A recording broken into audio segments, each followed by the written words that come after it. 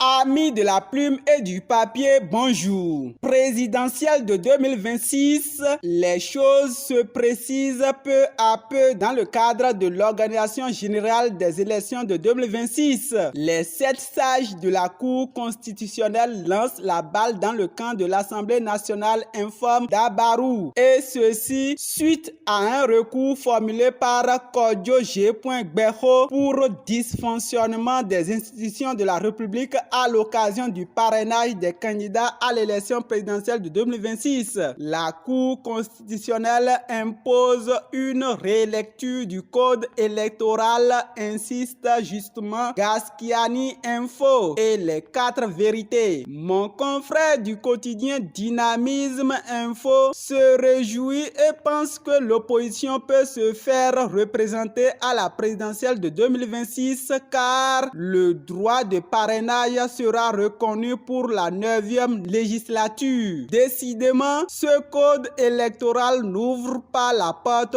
pour une révision de la Constitution, alerte Matin Libre. Pendant ce temps, les femmes parlementaires plaident déjà pour une meilleure représentativité auprès de Talon. Elles ont été reçues au palais de la Marina, écrite le Télégramme. Ce jeudi 11 janvier 2024, le président Talon a reçu au palais de la Marina le caucus des femmes parlementaires. Elles sont 29 députés à échanger avec le premier magistrat en présence de quelques ministres. Au menu de cette rencontre, la reconnaissance de ces femmes à l'endroit du chef d'État et une doléance pour plus de représentativité des femmes dans les instances de gestion du pouvoir, notamment au niveau communal, local, fait savoir l'emblème du jour. Un tour dans nos universités pour faux diplômes et pratiques frauduleuses dans l'enseignement supérieur. 2 universités béninoises souillent l'image du pays au Nigeria, s'enflamme le potentiel. Matin Libre a suivi la réaction du DGES qui dit que tout diplôme provenant des EPS, EPES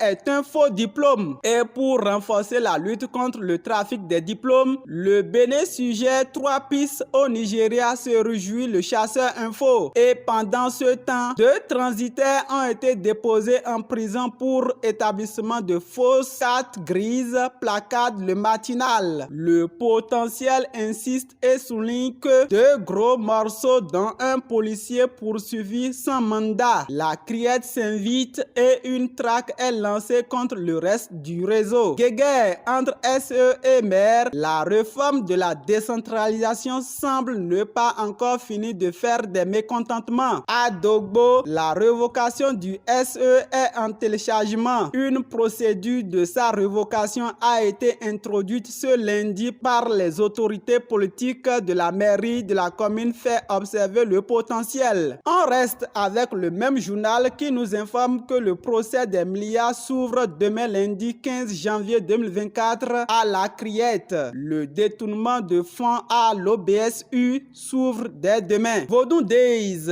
à Ouida, la Nationale Info révélait note que pour cette première édition, la carte d'identité du Bénin est brandie au monde entier. C'est une prouesse du gouvernement qui fait désormais du vaudou un levier économique, se félicite le coopérant.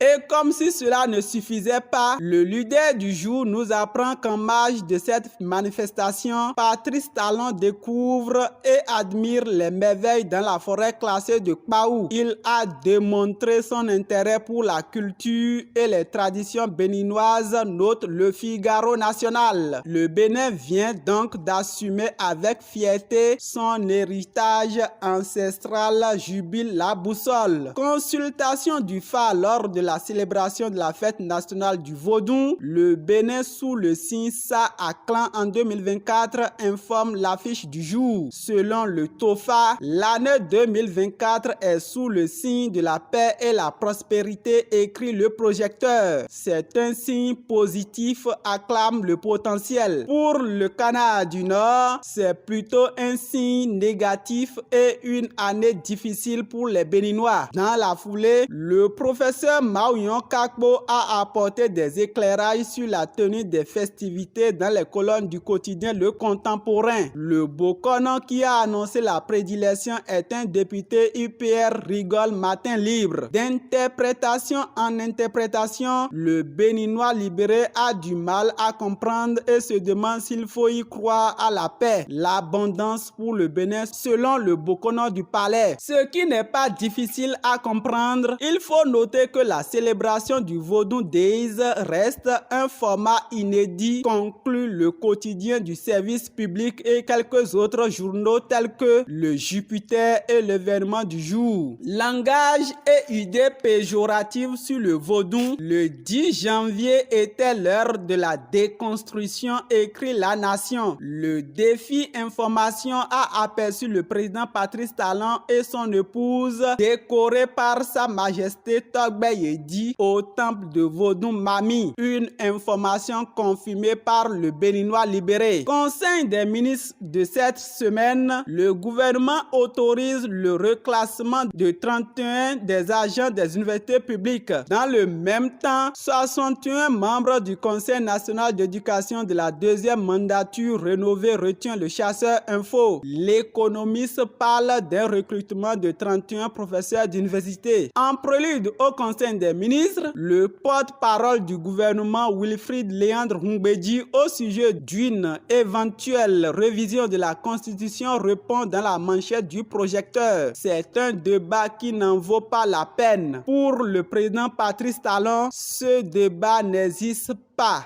Talon n'est pas intéressé par un troisième mandat, dit le secrétaire général adjoint du gouvernement dans les lignes des quotidiens La Boussole, Barouka Info et l'Emblème du jour. Pendant que le porte-parole peine à convaincre les Béninois, la cime de l'info y voit déjà le président Ferdinand Lanson, qui est la personne la mieux indiquée pour 2026 après Boniaï et Talon. Pour le Béninois libéré, Johannes Dayon est le probable successeur de Talon. Le journal trouve que c'est lui qui maîtrise mieux le job. Le successeur de Talon n'intéresse pas Fraternité et alerte qu'au marché du fer à béton du Bénin, Fiouk dans nos murs. La vie des citoyens en danger. Dans le secteur de la sidérurgie au Bénin, du fer hors norme en circulation, insiste le matinal. Autre information à la une des parutions, de jeunes gens partis pour la chasse dans la commune de Kouandé disparus. Ils sont activement recherchés à l'aide d'Abarou. Un mystérieux rescapé parle